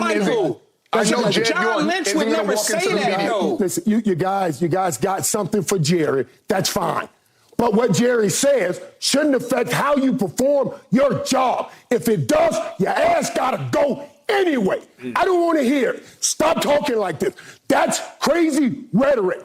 If you're gonna let somebody say, oh, you gotta show up and do something, and all of a sudden you fall apart, you ain't gonna do anything anyway. So get rid of them quickly. So stop, guys. Let's stop. Let's move from that conversation. What good did that do? What good does that do? What did it do?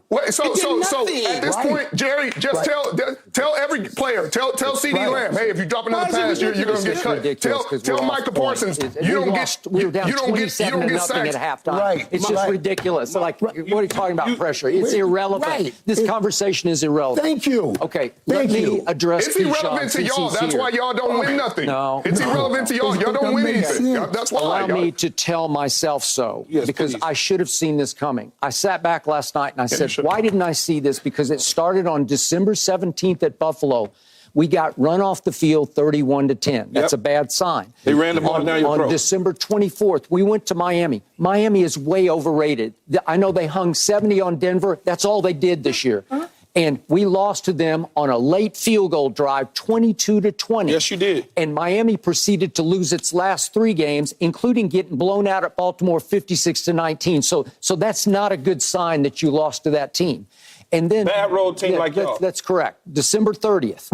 We go home, where we had won, at that point, 15 straight games. We effectively lost to the Detroit Lions because they executed the play that won the game, and the referee just handed the game back to Dallas. And that's why all those Lions last night were saying we wanted Dallas because they knew they had beaten Dallas and they could go in there and do it again.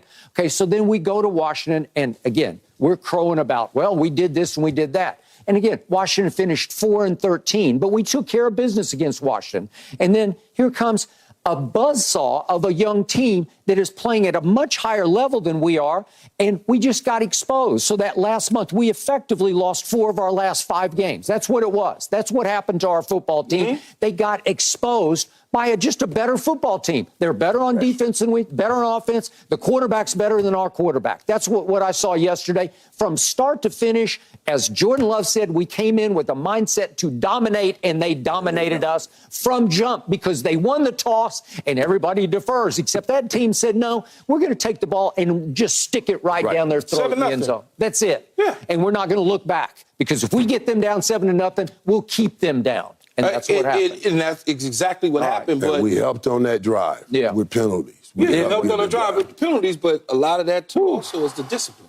Y'all been doing that all year long, extending people's drives because of silly penalties. All right. Late hits on quarterbacks, late hits on players, running the football, possession guys. We led the league in penalties. I mean, that's just who y'all are. We led the league. That's who we are. Thank you. So what you want to do with the coach? Fire him. Is that what you want to do? Yes, I do, because he's under too much pressure. He cracked under too much pressure from Jerry Jones. Okay, all right. So hopefully this is a lesson for Jerry. Championship cultures, owners don't get in the way. I don't see any of the owners of the past 5 Super Bowl winners sitting there telling their coach, hey, we're judging him by a game-by-game basis. It's an idiocracy. It's a dumb thing to do. So you can sit here and say, oh, that doesn't matter. It doesn't matter if it doesn't matter. It's unnecessary. You don't see any other winning owners do that, so why do you need to do it? Richard, that's why your franchise hasn't won in 28 years. Once upon a time, Jerry fired Jimmy. That's all you need to know. He fired him after 2 seasons. Yeah, and I understand. And so that's what we're saying. That's a great decision. Like, what are we doing? Yeah, I just don't think. I know we got to pay some bills and get out of here, but I just don't think it was necessary. All right. It is now possible, or let me do it as a question. Is it now possible that Jordan Love could be better than Aaron Rodgers? Better than Aaron Rodgers? Together. I tell you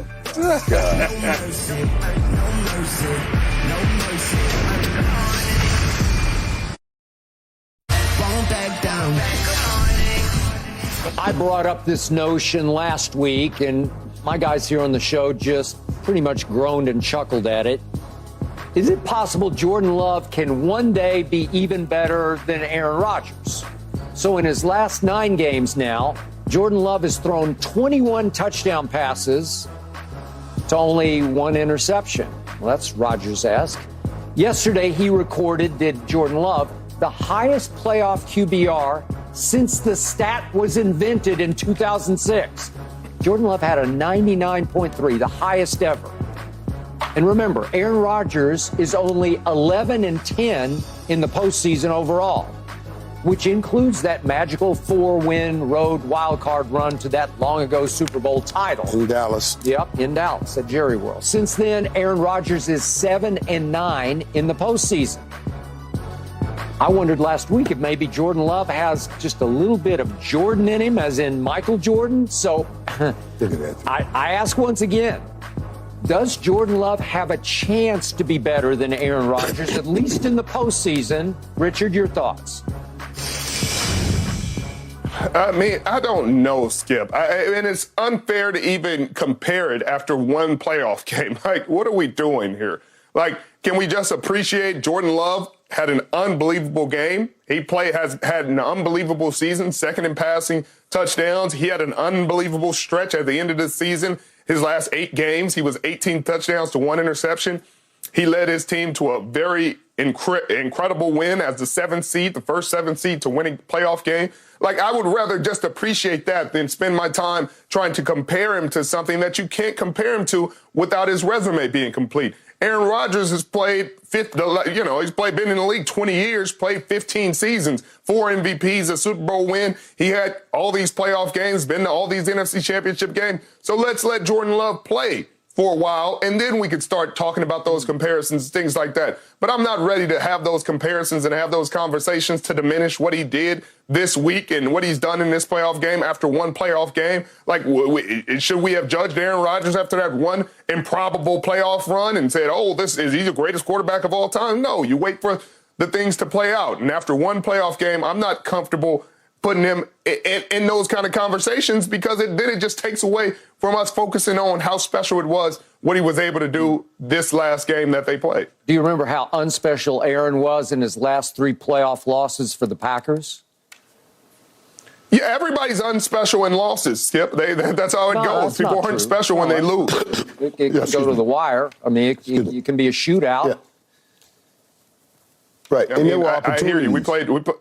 There were opportunities in those last games Aaron Rodgers had in the playoffs that they lost. Let me tell you, I understand what Sherm's saying, and ultimately we will do a comparative analysis later on as his career ends. But as we see the genesis, the beginning of Jordan Love's career, there are certain things I can point out when we talk about will he have can he be better than Aaron Rodgers? Can he have a better career than Aaron Rodgers? First of all, some of those throws, he looked just like Aaron Rodgers. He did. Some of those throws, he looks just like Aaron Rodgers. You can see that he studied him, and he's watched him, and he's learned a lot from him. Well, learned a lot about him. But as gifted as he is, as gifted as Aaron Rodgers is, as gifted as Brett Favre was, they only brought in one Super Bowl, one Lombardi trophy back to Lombardi way. Yep. I can tell you unequivocally, right now, Jordan Love will win a Super Bowl. That team will win a Super Bowl. That young, talented team will definitely catch Aaron Rodgers in the Super Bowl category. Yeah, that's good. May even pass Aaron Rodgers in the Super Bowl category. When we talk about can he be better, now we got to start looking at the MVPs, and that's different. Sure, that's a whole other issue. But it's not unattainable. What you saw him go yesterday was 16 and 21. That's an efficient game, 272 yards, 3 TDs. Almost, that's a great passer rating. Skip just told you about QBR. This is how this kid plays. These numbers through 16 games will get you up in an MVP conversation. Yep. You see what I'm saying? So, yes, I can see and project as an analyst, because my job is to see what's happening and extrapolate from it to project what possibly can happen. I can see what he has a better career than Aaron Rodgers. When we count the one thing that's most important, which is Super Bowl wins, that's what I'm talking about. Is he going to get 4 MVPs? I don't know about that. But if he brings me 2 Super Bowl victories and 1 MVP, that's a better career than Aaron Rodgers to me. Because the city, the team, everybody gets the championship. Only one gets the MVP. Well said. So the point here is this young man, still very young, in his first year of starting, put up better numbers than Aaron did in his first year of starting. And now in the postseason, he's off to the races because that was just flat out spectacular yesterday, right up there with anything Aaron ever did in his postseason career. You can just match it up and you can say Dallas is overrated on defense. But they did have, statistically, the 5th best defense and the #1 pressure defense in all of football. And the line protected him, but Jordan moved and grooved, too. And he made some trick shot throws that reminded me of Aaron Rodgers. That first throw to Wicks that broke it open 20-0. You see that touchdown, the 20-0 one, it's just like a rifle shot from nowhere. Here it is. Never stepping into it, just flicks it out. That's Aaron Rodgers right there. And just hits him right on the button, right on the money. You'd think a pass like this would be a little underthrown. Nope. It's beautiful. It's perfection. And let me tell you what we see. See how these guys, they hang in there, and he leans back and flip that ball. That's technically incorrect. They want you stepping in there to put some fire on that ball. But that's Aaron Rodgers. And what does that do? That buys you a 1/10 of a second longer. It does. With that pressure coming down. Instead of stepping into it to flip it. And you saw the importance of that yesterday. And then his veteran offensive linemen after the game were raving about the little 3-yard touchdown to Dobbs because they said they'd never seen a pass like this, and they'd seen a lot of passes. This is the one. This is just a little 3-yarder. Just watch like that sneaks in. Bam. And they said we turned around and looked at each other like, what just happened? What just happened? I don't know. Again, we're projecting. We're doing what we do here. My instincts are telling me this kid has a chance. He has a chance to be all-time. And the one thing no question, he has a chance to be. One thing I say, Sherm, before you go, last thing I'll say to this. In basketball, baseball, other sports, you can win championships without liking each other. You can in football. And those dudes love Jordan Love. Love him. It's a different kind. They'll play for him harder than they ever did with Aaron Rodgers. That part, I just want to drop out. Yeah. Go, Richard.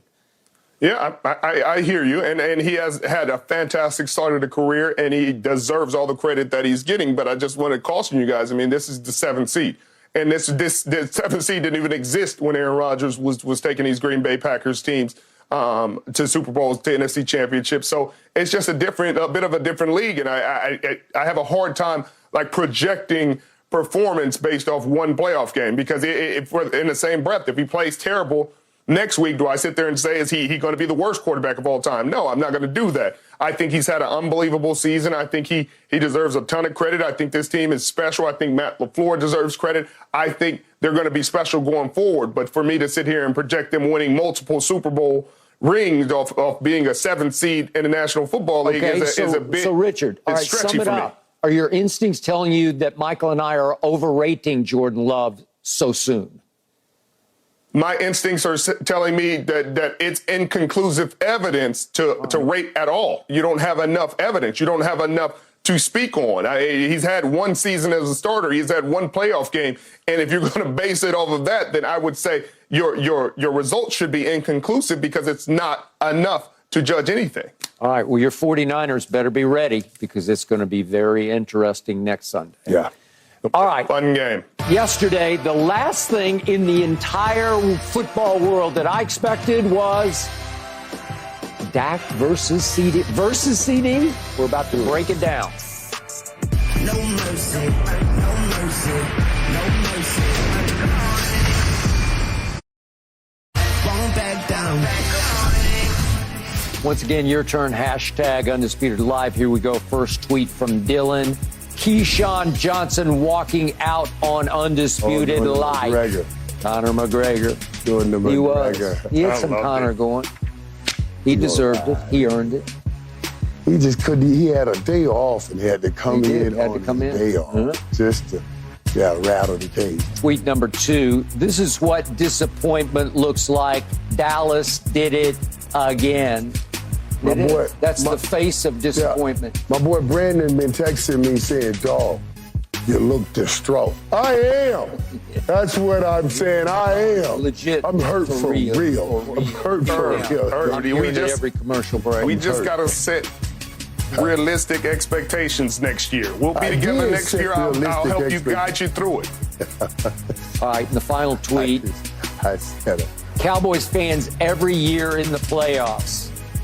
Oh, well, okay. But this time we didn't narrowly lose. We got obliterated. We got humiliated, annihilated. They didn't give you.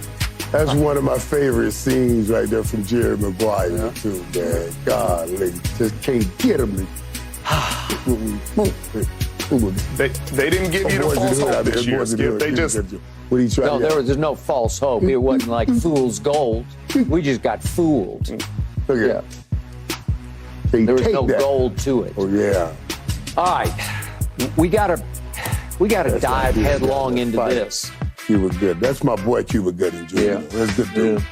One thing I did not think I'd see yesterday was Dak getting into it early on with CeeDee after that 3rd and 8 incompletion. Here's that throw that CeeDee just couldn't quite catch. Got it? Yeah, man.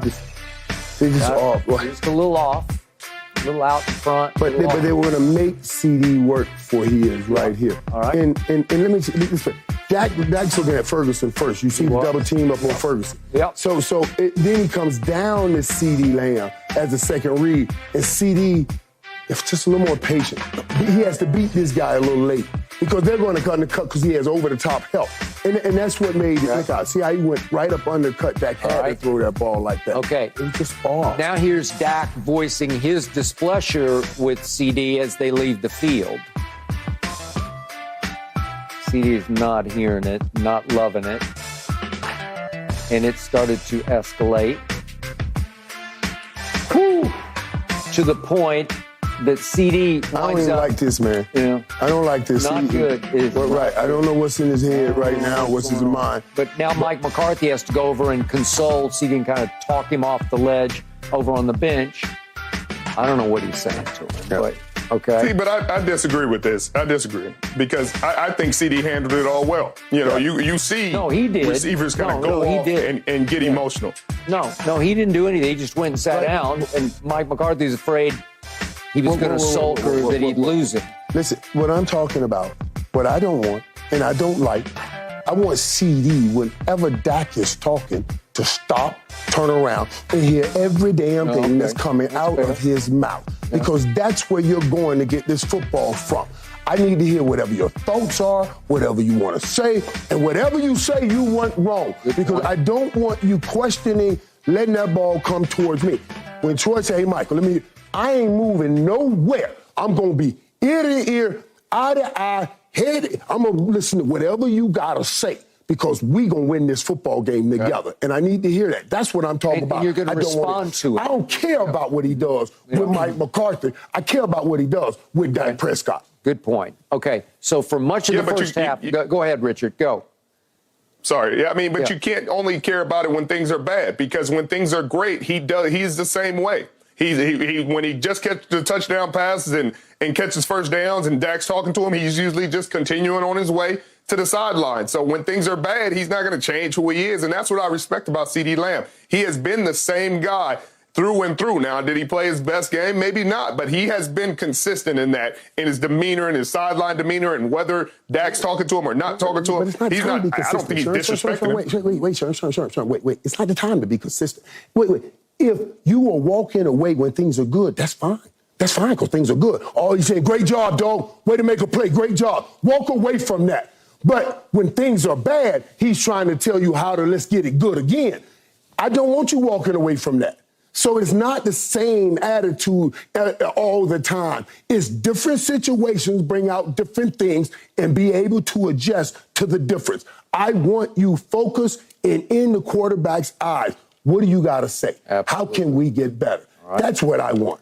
Okay, so for much of the first half, Dak and CeeDee, the NFL's most explosive quarterback-receiver duo over the previous 12 games, acted like they'd never really played together and didn't really want to play together. So here's Dak's next throw to CeeDee, a little wild high, but it looked like CeeDee didn't really even want to try to catch it. It was a weird play. It's a 1st and 10 play. He rolls out and throws it to CeeDee. It's a little wild high, but he didn't even really get his hands up, and it looked like he was frustrated that the throw was high already.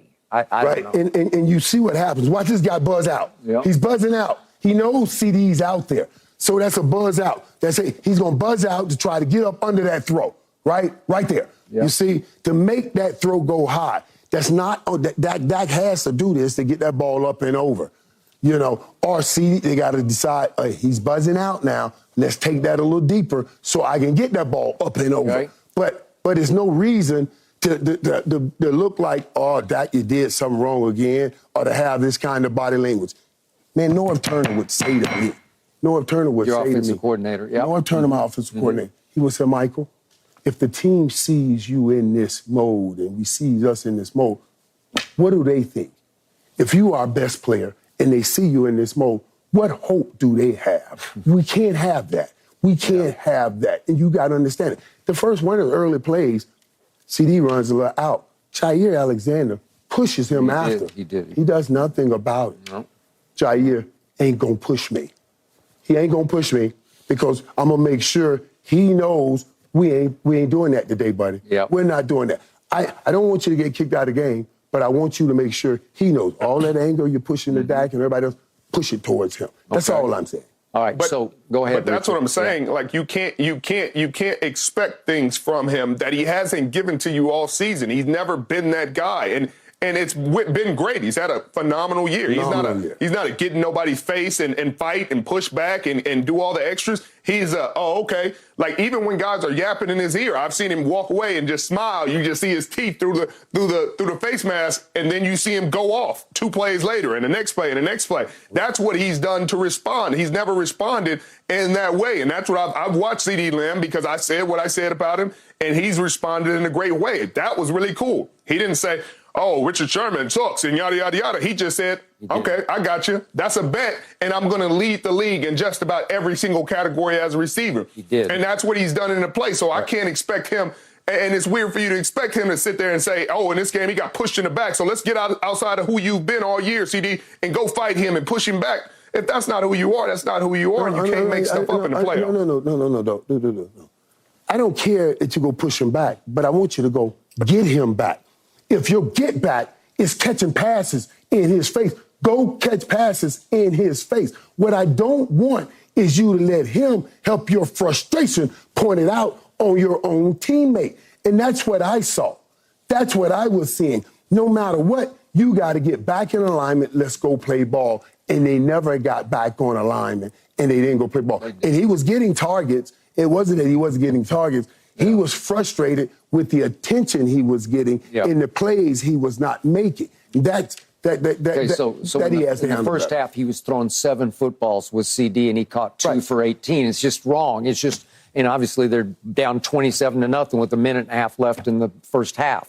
It's just wrong, and it started with that flashpoint 3rd and 8 play, because it was a crucial play because it's 7-0. And if you cash it, maybe you go down and make it 7-7. But the pass was a little off target. It was not really catchable, or required a great catch. And it surprised me that Dak was saying something to CeeDee at that point, because it's so early in the game and they've been so magical together. That surprised me. Right, and maybe even they're told CeeDee come a little flatter too, that's right? Probably what he said. Because CeeDee, once he went upfield, he gave that defensive player an undercut, and that's what Dak was trying to throw away from the undercut. Now, if he came a little flatter, he could have caught that ball and turned over the field. Dak had to read Ferguson first and come down to CeeDee. I say CeeDee take a little more time on the line of scrimmage. You catch that ball early, right off the break, and you could have turned and run. Maybe you could turn That was the timing that was off. Okay. All right, we got to get back to the Packers, who, by the way, deserve a lot of credit for Zaire and that scheme yesterday. But the Packers were obviously 7.5-point underdogs at Dallas. Now they're 9.5-point underdogs at San Francisco. You give them any shot? That's next. No mercy, no mercy, no mercy. Won't back down. The Cowboys were 7.5-point favorites over Jordan Love's Packers at Dallas. Now San Francisco, at San Francisco, 49ers are a 9.5-point favorite over the same Packers, whose new motto is, what are they going to say about us now? So, Richard, what shot do you give Green Bay against your former team this time? They get a puncher's chance. You know, you got to give them credit for what they did against the Dallas Cowboys. They showed up. They executed well. They looked like an unbelievable team. But at the same time, I've played for Kyle Shanahan. I played against this Joe Barry coached defense and this Matt LaFleur coached offense with Aaron Rodgers at the helm when they were a number 2 seed, and they were playing really well. I think San Francisco will have a good plan for them. I think some of the things that you saw from the Dallas Cowboys late in that game, some of the middle read stuff, some of the attack the middle of the field, attack the linebackers, putting them in real complex things against situations. And when they run that cover 3, you saw the 7 pump to CeeDee Lamb late in the game. Those are some of the things that Kyle Shanahan will draw up. Matt LaFleur runs a very similar system to Kyle Shanahan. So this defense won't be it won't be surprised by a lot of the things that Dallas seems surprised by. They will have an expectation of what they like to do. Some of the pressures that Joe Barry brought against the Dallas Cowboys, I think San Francisco will have a better plan for. And I think I think San Francisco will find a way to win this game. I think it'll be close. I think it'll be within a touchdown. But it won't be a blowout of any either way, I don't think. Yeah, I don't either. I believe that this will be a pretty good game because Jordan Love, and I always say this, superior quarterback play can rise above any and everything. Got it. But what San Fran has that Dallas does not is that front will stop the run by itself and can allow the whole back end to focus on slowing down Jordan Love in the passing game. They won't need to bring people up. You won't see gaping holes to run through with the 49ers like you saw with the Dallas Cowboys. You won't see guys running wide open. because, like Sherm said, they know these offenses and they know all the wiggle room. Dallas gets so eye gate lost watching this and watching that, all the candy and eye movement, and they get caught standing still and somebody run by them. This team won't do that. So it'll be a close game. It'll be a good game. I do have San Francisco winning the game when they get there. But like I told you, superior quarterback play can override everything. Don't count Jordan Love out. So to your points, if I were a betting man, and I used to be, but I'm not now, I would run with that 9.5 points because I would love it. I would love my chances because you have a team and a quarterback on fire against a superior team that has sat now for 2 weeks, maybe for better or for worse, because they're going to have to rise up and match the fire that Green Bay is on. Green Bay comes in once again with zero pressure, zero to lose. And I don't think they'll get exposed as one-hit wonders. I don't think that was an aberration, what happened yesterday. I don't either. No. And, Richard, remember the last time, help me out here, I didn't look it up, but when Aaron played at you guys, was it the NFC Championship game when he had a long, hard day? It was. Yeah. And what was the score? Do you remember the score? It was a wipeout. It was a... I think it ended up being 37-20 or something like that. But it was 37-20, but Aaron's QBR was disaster. It was like a teens and like a 15. And again, Jordan Love just had the highest QBR in playoff history. But there you go with that now. That's the thing I'm coming up again because Aaron Rodgers failed in this area with this team. He did. Now do these guys rally around Jordan Love and say, we're going to make sure you get past this area? You got to watch that. That's going to be interesting. There's a reason why he had that QBR and a reason why our defense was so prepared for what they were going to do. It wasn't just any Joes out there, Skip. There were some real guys out there. But and the guys that he dealt with that day were young then. I mean, it was Fred Warner's second year. It was Nick Bosa's rookie year. It was, some of these guys were in their infancy. I think Dre Greenlaw may have been a rookie at the time. It was so many guys' youth. And now you're dealing with Nicholas John Bosa. It playing at a different level. Eric Armstead is coming back healthy. He hasn't played in the last 7-8 weeks. Coming back healthy, and he's a real kingpin of this defense, especially when it comes to the run game. Then you got Javon Hargraves. Then you got Chase Young. And then you got on the second level, which Dallas does not have, you got All-Pro Fred Warner, who was the unanimous All-Pro pick. And Dre Greenlaw should have been a Pro Bowler. Then you got the Pro Bowler and All-Pro Charvarius Ward on the outsider. You got guys, Diamador Lemonor has played good football. It's a much different team than Dallas. Yeah, I got you. But in the end, hey, every time I look up, there's another young receiver getting open and another one and another one. He's got like 7 young weapons, right? And Watson will be back even more now. He just touched the field. That is correct. Last week. In a moment, we got to deal with these 2 games today. Tonight, Steelers, Bills, Eagles, Bucs. Who wins? No mercy, no mercy, no mercy. So we have 2 more intriguing playoff matchups today. Richard, who wins Pittsburgh, Buffalo, and Philly, Tampa Bay?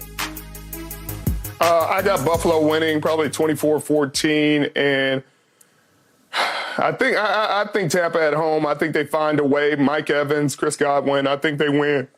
In a close one, 21-17, probably something like that. With all the weather that we're having in Buffalo, I thought that could really be advantage Pittsburgh if the passing game is taken away and this becomes a run game in defense. That's right down Mike Tomlin area, right down his alley. But I'm still going to take Buffalo 21-17 because of Josh Allen.